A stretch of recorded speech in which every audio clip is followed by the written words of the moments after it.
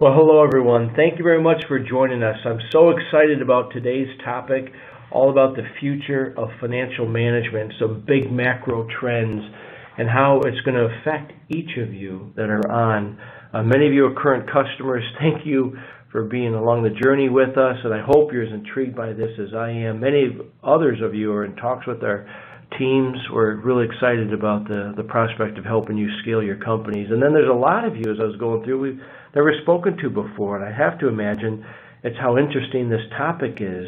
And I hope for all of you we get a good glimpse of where we're going. My name is David Apple. I'm the head of the SaaS vertical here at Sage Intacct. Been here 3 fantastic years.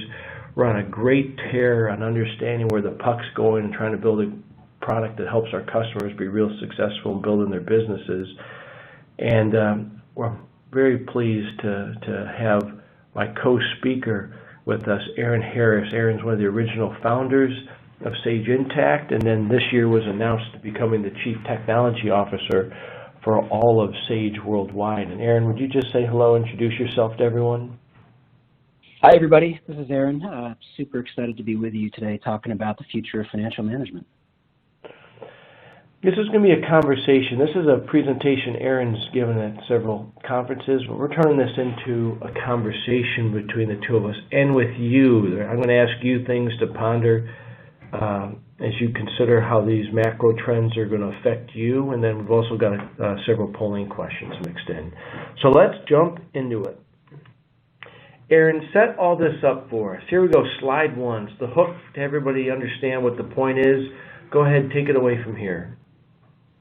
Yeah, so I can't say this is one of my favorite quotes. It's actually a pretty sobering quote. This is a comment from Peter Drucker shortly before we started Sage Intacct. And, frankly, it flies in the face of, the purpose, I think, that drove all of us to get into this industry. His contention was that CFOs are the least informed about what's going on in the business. And that was, a pretty stark baseline for us to begin with as we started Sage Intacct. So I think it's pretty easy to describe, the situation that led to Peter Drucker's comments. The problem is that CFOs and finance teams, there's work to do that has to get done no matter what, right? There's this baseline of compliance, whether it's financial reporting, whether it's tax filing, whether it's getting through audits. You just have to get that work done. And our contention has been that technology has really not helped finance teams with that part of their job, so it takes up all their time. The team is completely consumed with audits, with period closes. They're using technology that really wasn't designed to be deployed across multi-location businesses. Because of the limitations of computing in the last generation, a lot of what happened within the accounting solution was slow and batched, and after the fact, we had batches, and you can sort of understand why this limitation was there, because the systems were taking in so little information about how the business performed. There really wasn't much in the way of powerful reporting built in. The reporting built into the systems, really wasn't much better than what you need to get out your basic financial statements, to get you through your audits, and to get you through your closes. So the punchline here is that, CFOs, frankly, were spending way too much of their time getting through these periodic functions that only were getting them to a point where they can look at the past and not really perform their duties of being a strategic leader. And so as we think about the future, where are we going with this? We decided that we need some really provocative statements on how we can transform the accounting industry that'll get CFOs and finance leaders and their teams out of these periodic, redundant, frankly, low-value processes and focused on the future. So the first, concept that we've been floating is the idea that the financial close, shouldn't even be a thing anymore. Why do I have to go through this periodic process to close the books in order to see, the results of my business?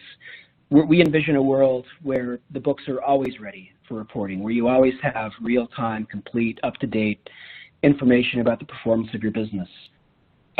if you can achieve that that nirvana of continuous accounting, as we describe it, we also want to couple that with systems of trust and assurance, so that when you actually are looking at the system in real time and you can see what's going on in your business, you already have the confidence and the comfort that the data's gone through some assurance processes, that anomalies have been identified, that exceptions have been reviewed, and that there's technology that's assuring the accuracy of the data that you're reporting. And if we can take care of those two things, which consume the bulk of the time of finance teams, we can then focus on empowering those teams with tools to allow them to be these strategic leaders. We call this active insights, and it really reflects this idea that you shouldn't have to go looking for answers, to questions that are well defined. The system should empower you to not only, find insights and to push information to you, but using modern technologies, we can actually constantly be looking at what's going on in the business and actively identify opportunities, risks, or events that may be coming around the corner where the CFO can become that strategic leader. It's all so powerful. And for those of you listening that maybe felt a little uncomfortable in the last slide as you heard the things that are the time sucks for you. But then I hope, because this is the crux of where Aaron's presentation is going to go, here's where the puck's going on technology enablement, make processes better, to free up your time to get even more strategic in the business. It's a fascinating vision, Aaron. What's coming next? Well, so there's a number of technologies right now that are converging to enable this to happen. Some of these technologies are, front and center stage. They're being talked about quite a bit. Some of them are not quite as obvious and are more of a result of some of the progress that's been happening. But I've called out 4 trends here that I think they're going to drive this vision. So the first, which is probably the least obvious, is multi-tenancy and unlimited computing power. If you remember, towards the beginning, I mentioned technology has been holding finance teams back. In large part, it's because software was developed in an era of limited computing power. In today's era, especially with public cloud and elastic computing, we fundamentally have unlimited access to computing power. The next is the idea of analytics everywhere. The conventional wisdom is that you have to have specially tuned databases and purpose-built software to do analytics. And again, I think that's a reflection of a constrained view of how to build technology from a bygone era. AI and machine learning is the one that everybody's talking about. This is a set of new technologies in the way we develop software that are going to unlock ways to automate and to analyze data. And then lastly, blockchain, which is super controversial. I think everybody has an opinion. I personally have had a love-hate relationship with blockchain over the years. But blockchain, if it fulfills its promise, will have a major impact in how we look at things like trust and assurance in the future. Well, as we play out all 4 of these, I don't know how many of you are thinking about them, but the very first one is like the biggest power, because it's part of our powerhouse with getting the technology out. So it's perfect, Aaron. That's where we're going from here. So drill into each one of these and try to paint a picture for you, give you some some information to sort of frame the way we think about this. Starting with unlimited computing power. So just some simple facts, right? When we build solutions for using the multi-tenant approach, fundamentally what we're saying is there's just one big instance of the solution.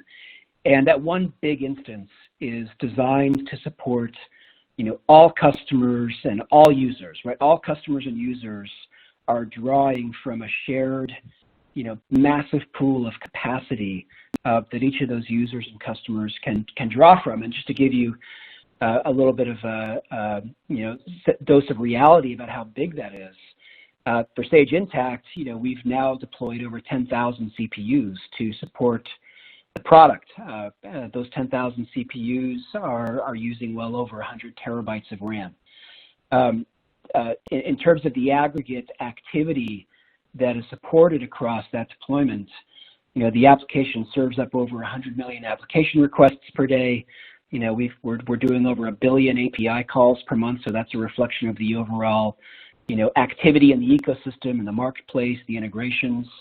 And we've accumulated over the years, on behalf of our customers, over 50 billion financial transactions.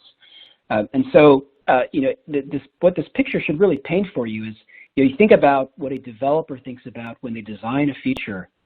They no longer have to think about, do I have the power to make this work the way that it should work for the customer? That just gets thrown out the window.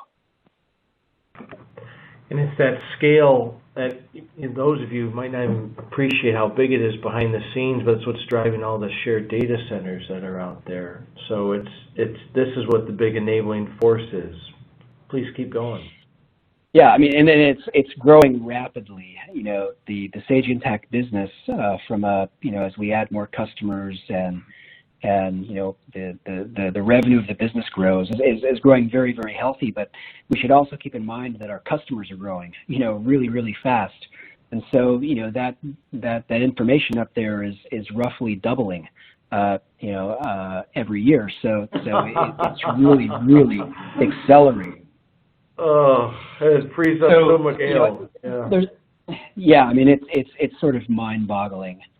There's a number of things that this drives in sort of new ways, what I call unconstrained ways of thinking about how to build software, right? So the first of those is that when you've got such a massive pool of capacity, you no longer have to think about elasticity or scalability. The idea that some businesses have very uneven requirements about their processing, think seasonal businesses, or even think about businesses that are still sort of stuck in monthly processes. Scalability, and the ability to support that just kind of gets thrown out the window. And what that does is we take that a step further, and we essentially design the software in a way that we encourage customers to bring in all the data, right? So not just, the basic data needed to do compliance, bring in all the data and bring in the data with as much, attribution and characteristics to the data that they can measure everything that they care about for the business, and bring it in real time. I talked about that elasticity. If you bring all the data in real time and that data is really rich in all the attributes and the characteristics, that drives zero latency analytics, right? I can look at my business and how it's performing right now.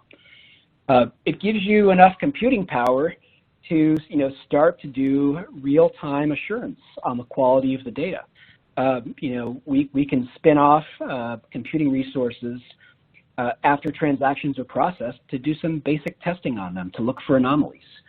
And lastly, and this is sort of like the big promise here, because we've been encouraging customers to bring in all this data, all this rich data, all that rich data allows us to build very, very intelligent machine learning models.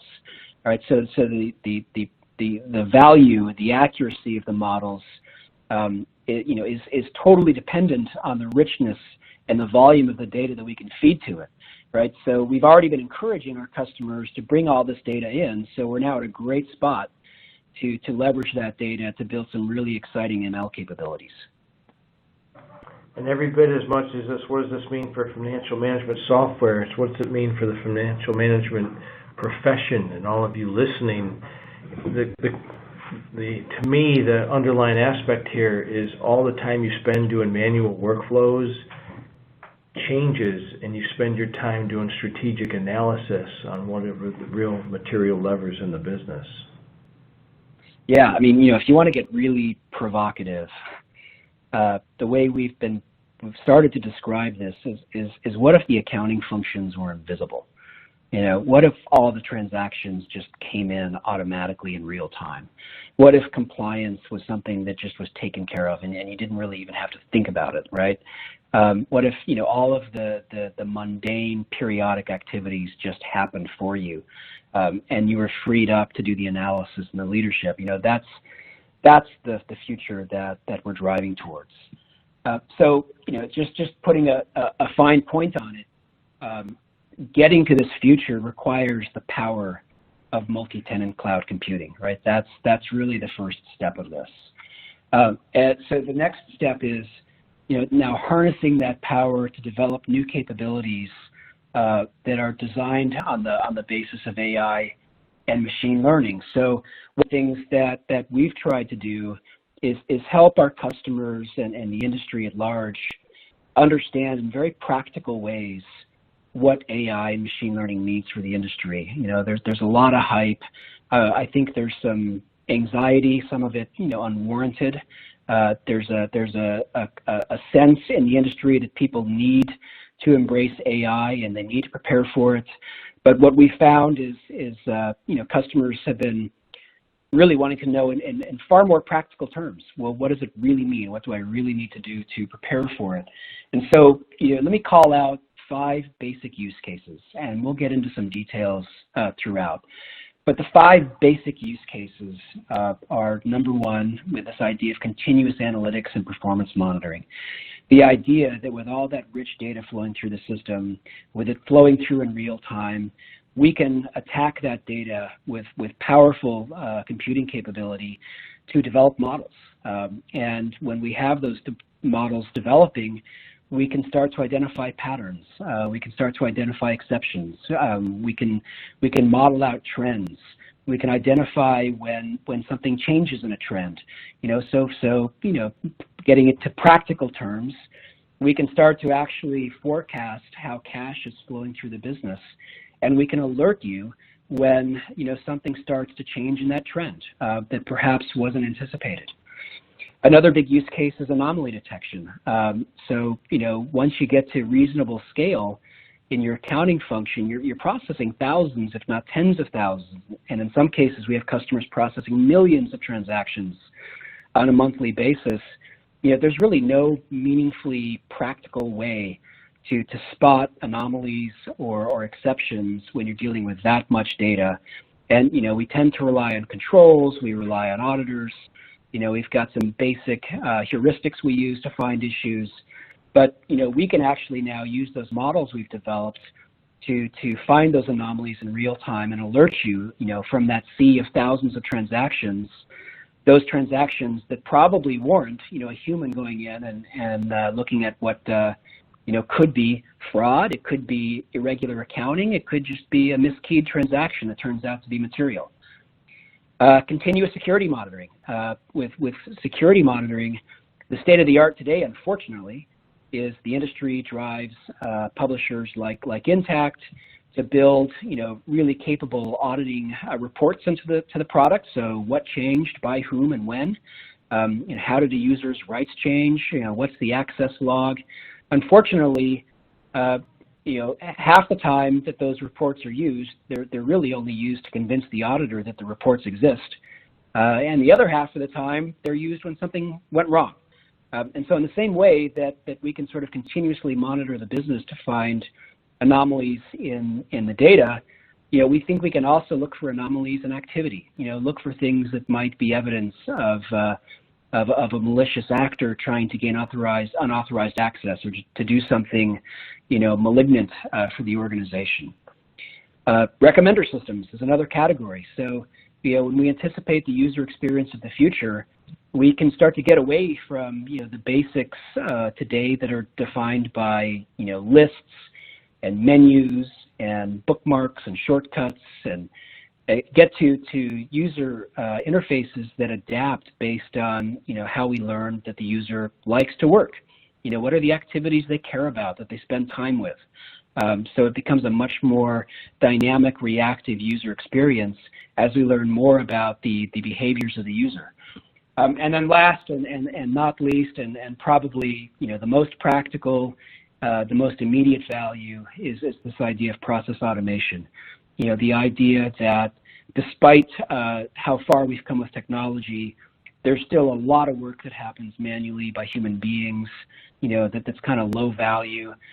So this is a really big important category, the idea that we can apply AI and machine learning to automate the long tail of manual activity that still happens within your teams.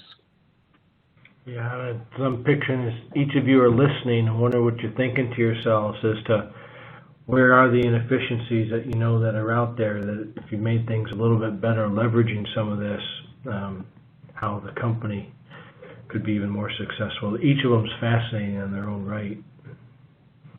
So I kind of like to summarize as I go here. So we pointed out that the real horsepower, the muscle that's going to drive this is multi-tenant cloud computing, but the technology that's going to drive it is coming from artificial intelligence.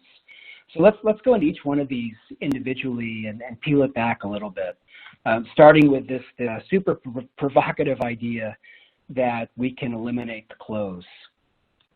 I talk about this fairly provocative outcome of eliminating the close quite a bit, but what I haven't done is actually tell people how we're going to achieve that. And actually, it's pretty simple, though there's work to execute it. It's all about converting many of the accounting processes, which are today periodic and happen as part of the month end, converting those into continuous processes. And there's I think of these in three categories. There's reconciliation, whether it's reconciling cash and credit cards or reconciling receivables. There's the continuous capture of all the transactions or all the activity happening in the business. And then there's the continuous accounting that needs to happen, as it relates to adjustments, accruals, other things that where we have to make sure that we're appropriately accounting for the results of these transactions. What's really interesting is at Sage Intacct, we have a pretty good way, I think, of measuring how far along we are towards eliminating the close. And what that gets down to is how much of the raw computing power that we've deployed to support all of our customers, how much of that raw computing power is actually dedicated to users. So we have some computing that supports users. We have some computing that drives integrations and the marketplace, and then we have other power that's allocated to offline automated work. And a way to think about it is that the way we account for all of this, basically 30% of that computing power is supporting users who are doing things manually. The remaining 70% is supporting automated stuff that's all contributing to eliminate the financial close. So, the question is, how did we get to 70%, and how do we move beyond the 70% and get to 100% of fully automated accounting processes?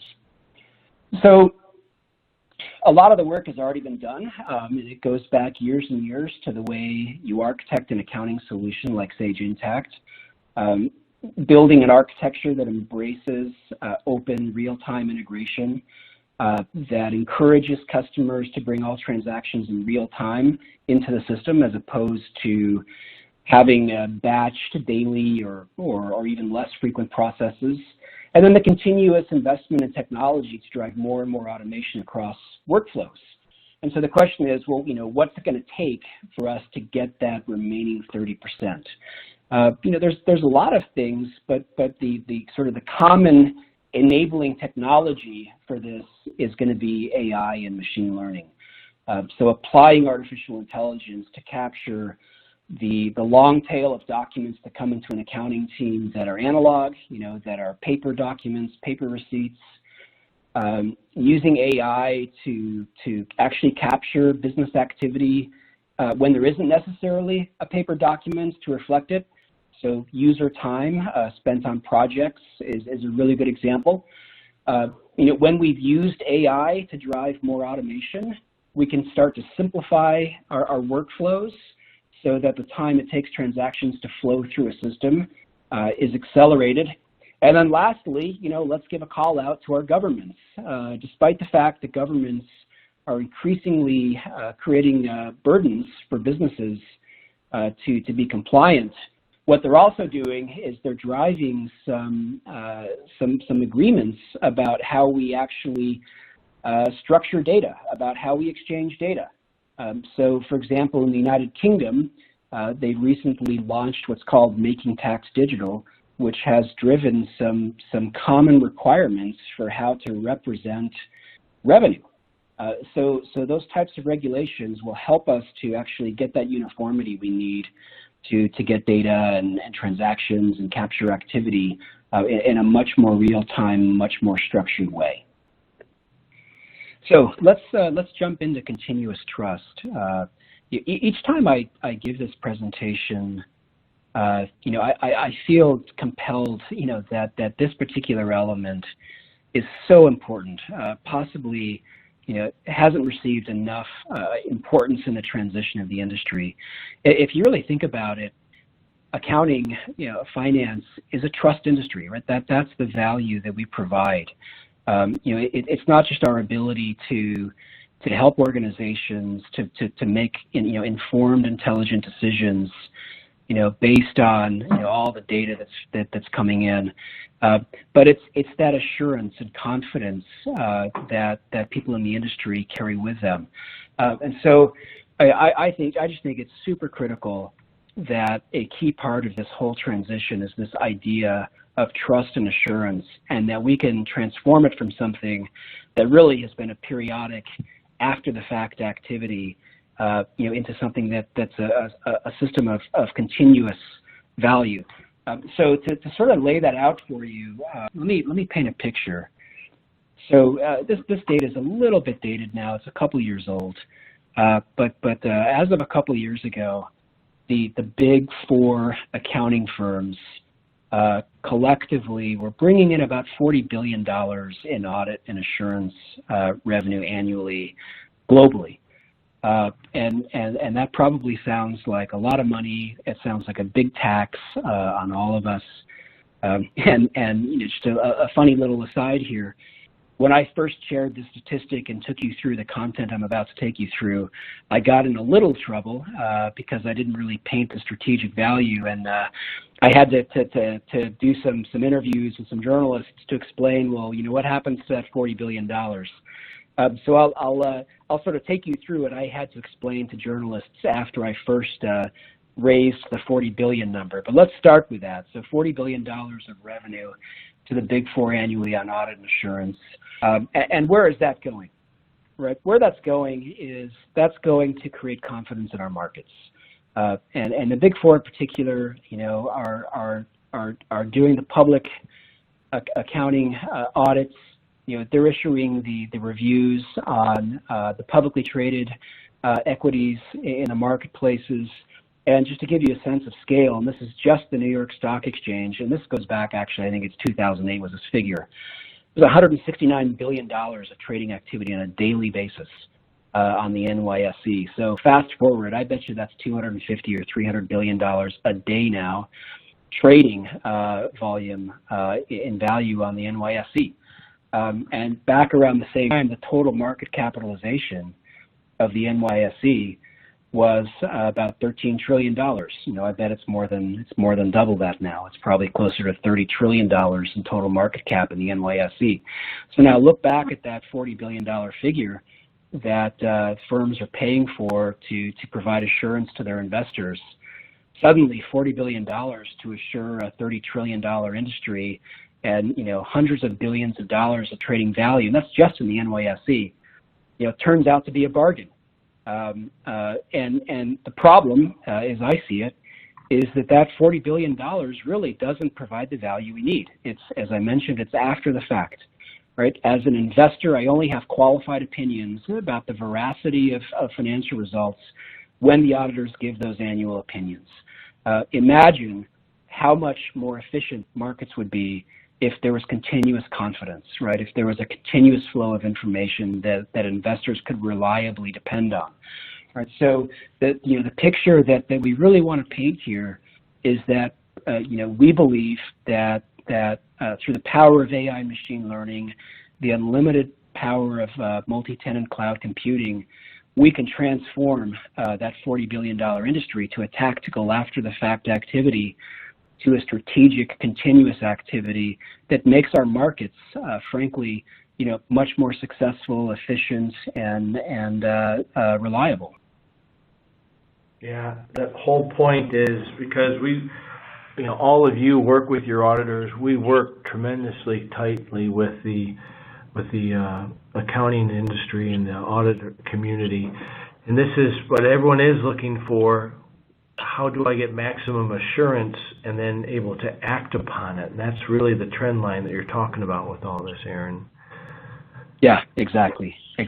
So one of the things that I like to do is I sort of go through the old way, where we had limited computing power and limited technology, and think about, well, if we don't have to worry about all those things, if we have no constraints, what could it look like? So if we think about audit, right? The old way, audits are after the fact. The old way, you can only deal with a sample of data because we have human beings that are doing the review of the data, and they can't possibly look at every transaction. If the auditors find a problem, it's really too late to fix. The only thing you can do at that point is try to improve your controls, try to understand from the mistake, and hopefully not commit the same mistake in the future, while you're apologizing to your stakeholders, and there's been an erosion of confidence. And fundamentally, with this way of doing auditing, you really only have periodic trust, which is really the difference in value. So if we fast forward to the future where we don't have these same constraints, auditing is real time and it's continuous, right? It's happening at the same pace as business. We're not looking at a sample of data, hoping to extrapolate a picture about the reliability. We're looking at all the data in real time. And we're able to actually change the way we do things because we have machines doing the review. Humans now are, we're taking advantage of the unique capabilities of humans to review exceptions, right, as opposed to run the tests. When you're able to do real-time auditing, not only are you able to do course correcting in real time, you may actually prevent issues from happening in the first place. If I find an issue with a purchase order, or a sales quote, that hasn't actually materialized yet, I've got time to correct that before the transaction actually is exchanged between a customer or a vendor.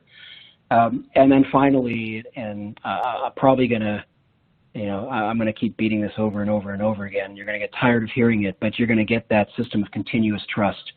What's the value of that? There's real meaningful value. It means that I can, if I need to, I'm a small business, I need to extend my line of credit.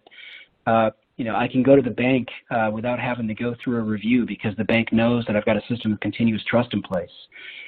It means that if I need to make, I'm a larger organization, I have a large transaction, a large opportunity that's time bound and is going to depend on me deploying, substantial assets. I'm going to have the confidence that I, can rely on the numbers that I'm drawing from to make that decision. And, not to be overlooked, the value of being able to sleep at night, just the confidence and the reassurance that comes from, not having to worry about whether or not you can trust the data that's flowing through the system. So to paint the picture, a little bit more in more reality here, I want to introduce you to a fellow called Pacioli. If you're an Intacct customer, you've probably heard of Pacioli already. For those of you who are real accounting wonks, you might recognize Pacioli as the father, the inventor of double entry accounting, right? So this is the guy that came up with debits and credits, liabilities, assets, and owner's equity. He's really the father of the industry. And so we thought, as we start to incorporate AI capabilities into the product, let's bring a familiar persona into the product, that really I think is relatable, despite the hoodie. He's got a bit of a dated wardrobe, but a relatable, trusted figure to represent AI. And the whole idea is, to think about Pacioli as a virtual member of your accounting team. except, Pacioli happens to be sort of all-seeing. It really is able to see everything that's going on, but takes a little bit more of a backseat role. And so one of the capabilities that we've been designing for Pacioli is the real-time assurance, right? This idea that we can do transaction testing in real time to alert you when there's specific issues. So let me take you through how we're envisioning this. A really good example of Pacioli is a virtual member of the accounting team that sees everything in real time. Right, what we have here on the screen is a user has created a journal entry.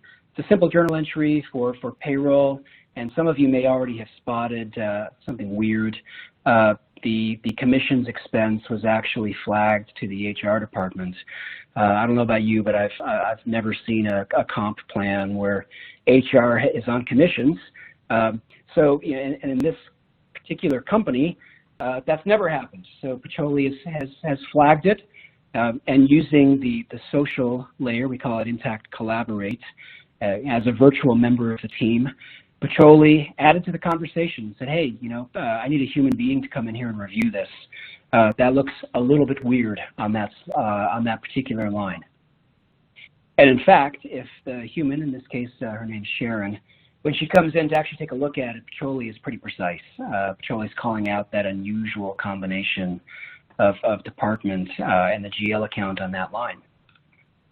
So, if Sharon wants to, she can go at any time and ask Pacioli, over some period of time, look at the last month and, flag any transactions that look suspicious. And so you can see on the screen here, Pacioli has identified 2 transactions where the data entry looks like it might be off, and 1 transaction that actually has some fraud markers that we definitely want to review.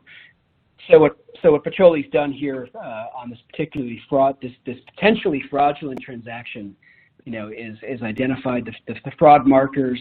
Really any transaction that Pacioli wants you to review, he's going to put in that work to actually guide the review process.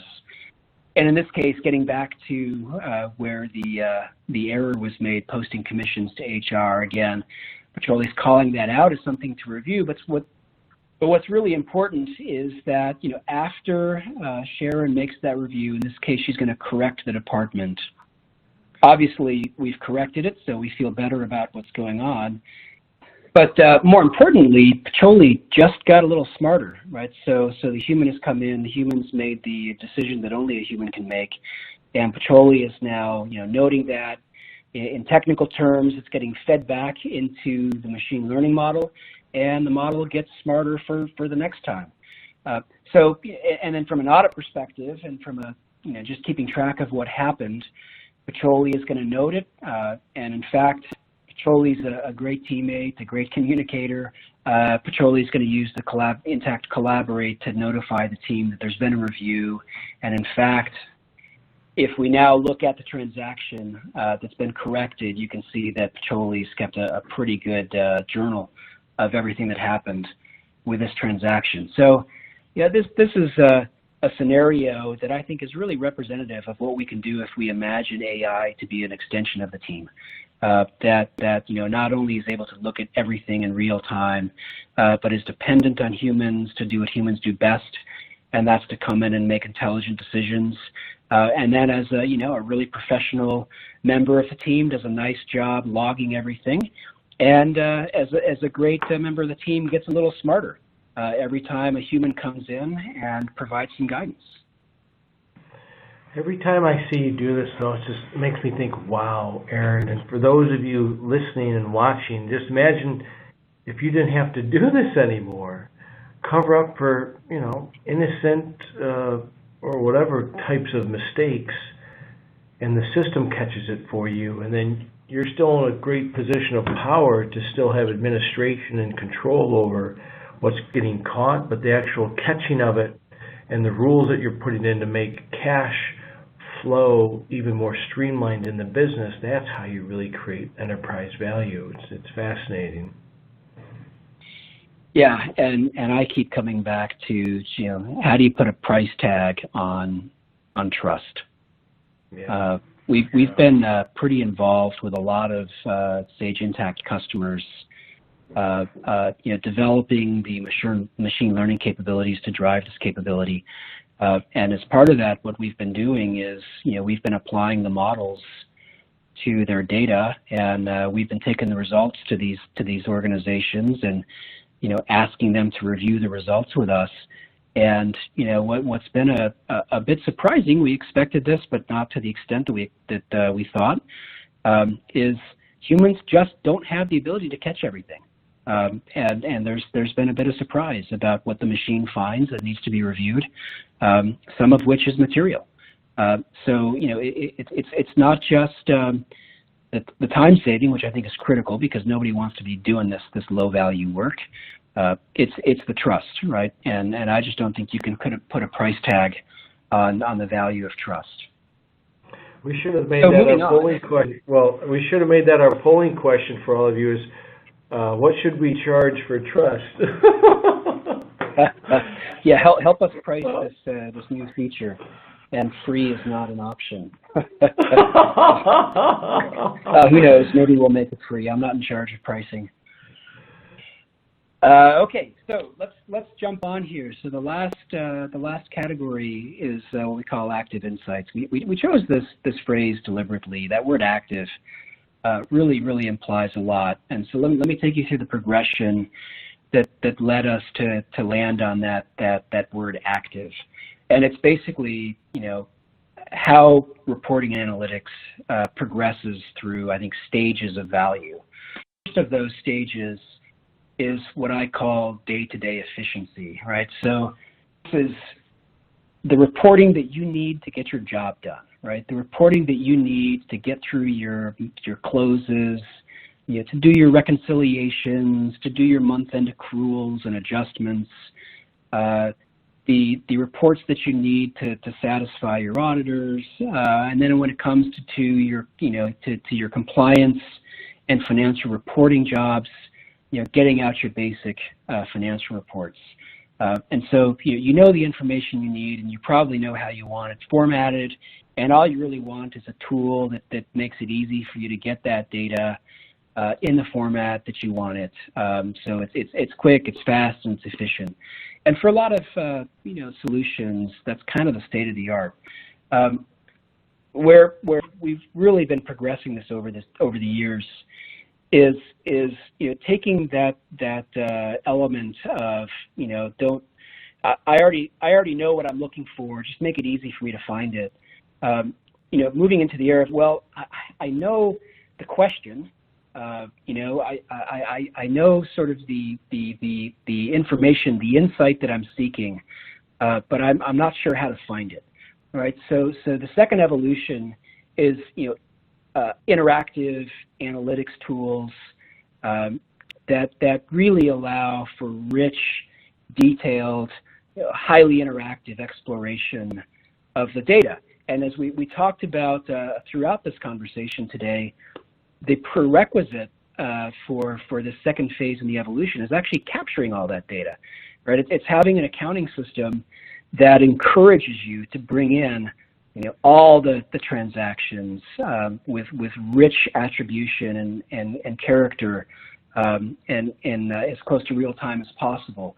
And that's kind of the state of the art in the industry today. This is where we are. We can give you beautiful dashboards that allow you to look across dimensions, to drill into specific parts of your business. And they're beautiful. They're interactive. They're really cool. The problem is that you've got to build those dashboards. You have to know what are the KPIs or the measures, the information that you think is going to be interesting, and then how do you visualize that data to call out the insights, and then more importantly, you've got to remember to go to the dashboards, right? You've got to go look for that information, and so that sort of sets the stage. So now we can go back to that useful way of looking at things. How was software built when developers were constrained, and how can we do things differently? How do we take phase 2 of rich interactive analytics and we move on to stage 3? So the old way, you had to go out and you had to implement special purpose software. You had to go buy a BI tool. you had to figure out how to get data from the various data sources into that BI tool. In many cases, the answer was, well, I can do it, but I can't get all of it. Or I can do it, but I can't do it in real time. Or I can do it, but it's got to be summarized. And that software is usually running on top of specially tuned databases, right? You got to understand OLAP cubes and snowflake schemas and star schemas, right? You really have to be a trained BI analyst to work in this world. And what happens, because of these constraints, is we essentially limit the value, right? Only people who are trained and understand are able to use the tools to get answers. But I think there's a more pernicious element here. It always sort of surprises me that companies will put so much time and effort into designing their permission and their security models. They've defined roles and groups and ways of doing separation of duties, and they put users into context scenarios, so that there's limits to their visibility of data across the organization. They do all of that, and then they suck all the data out and put it into a database under a BI tool that has no such security model. So one of two things happens. Either they limit who can use that tool because they can't afford to give that broad visibility to all users, or they sort of sacrifice their data governance models. They've locked the front door to the ERP system, but they left the back door wide open for analytics.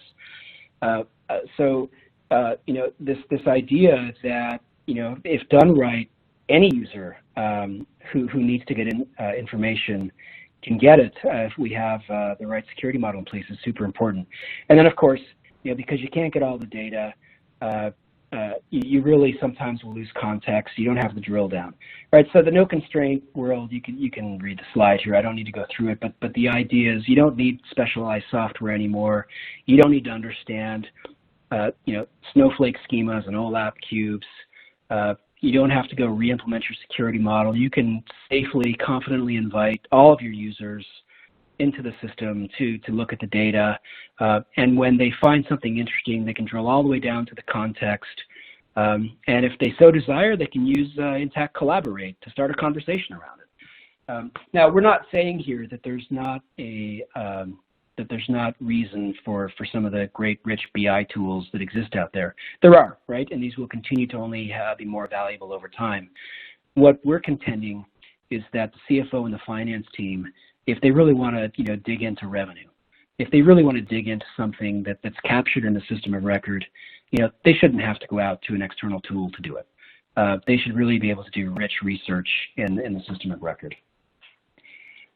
So one of the things that we're doing with Sage Intacct is deploying this rich, embedded, interactive analytics tools. If you come to our user conference, you'll hear more about this.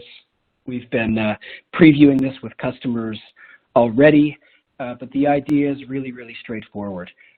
It's fully embedded. It's running on the transactional database. You can safely give rights to any user because it follows the same security model that you've already deployed.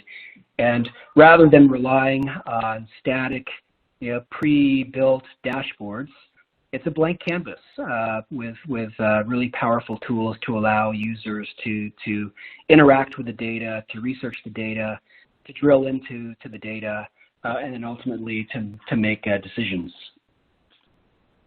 One of the things that's really cool about the combination now of Intacct and Sage, Sage is a very large organization that really well-funded R&D capabilities, including several teams that are doing AI and machine learning capabilities.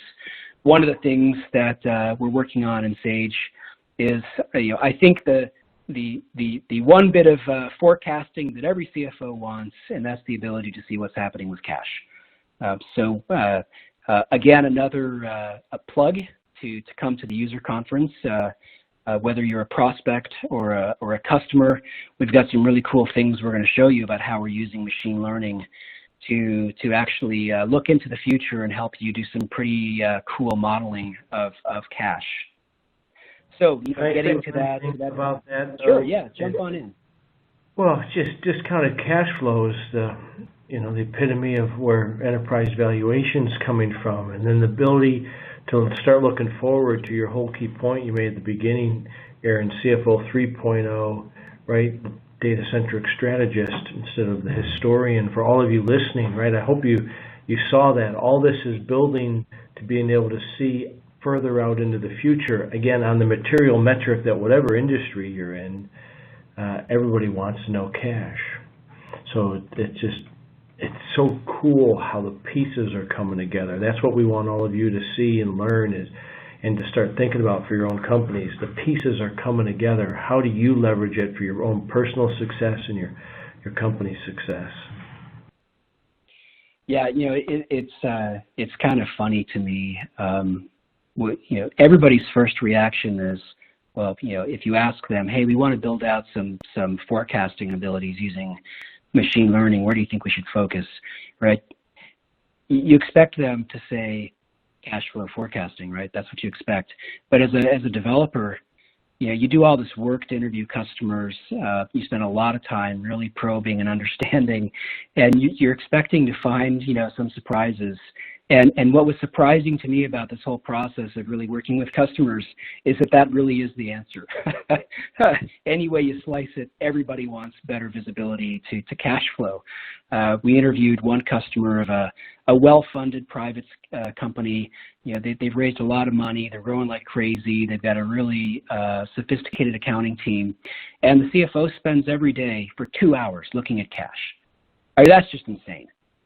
It's crazy to me that we don't yet have a world where CFOs who need to be providing strategic guidance, aren't worried about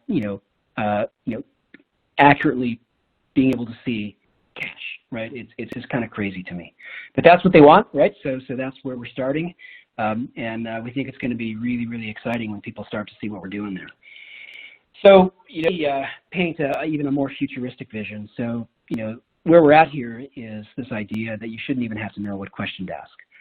If Petroli really is able to look at everything that's happening, Petroli is able to start to develop trends, start to understand how various measures of the organization naturally move, then Petroli is able to actually flag when something starts moving in an unanticipated direction. And so what we've called out here in this example is this scenario where a software company who manages subscriptions on contracts, and the company uses that to predict their CMRR. Petroli's been able to model that out, kind of sees the direction CMRR is going, and then one of the bigger customers, the sales quote for their renewal comes in at a pretty dramatically lower amount than forecasted. And when that quote hits and Petroli's able to see how it affects the trend, Petroli can call that out in real time, right, and can notify the CFO or some other human. And what we think is super important is it's not enough for Petroli to say, hey, your CMRR just hit a blip. It's trending a little differently than it has been. But we want you to be able to make some decisions, take some action based on what caused that, right? So you can see here in this example, Petroli not only saying, hey, something weird happened, you got a dip in your CMRR potentially, but here's a ranked list of the factors that are driving that, and that's the real power. That's where you're able to change the allocation of resources, to get humans involved. If there's a quote for a large customer that looks like it may come in below where expected, get on that, and you can actually potentially correct that before the quote gets booked.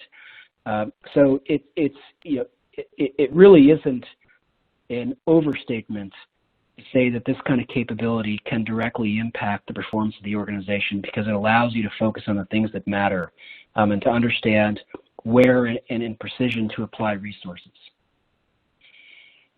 So, what makes this all possible is this idea that we can collect so much data to train the machine. So Petroli's got access to hundreds of terabytes of financial data. On a monthly basis, customers are completing over 100 billion queries into their data, right? So we know what kind of information customers are looking for.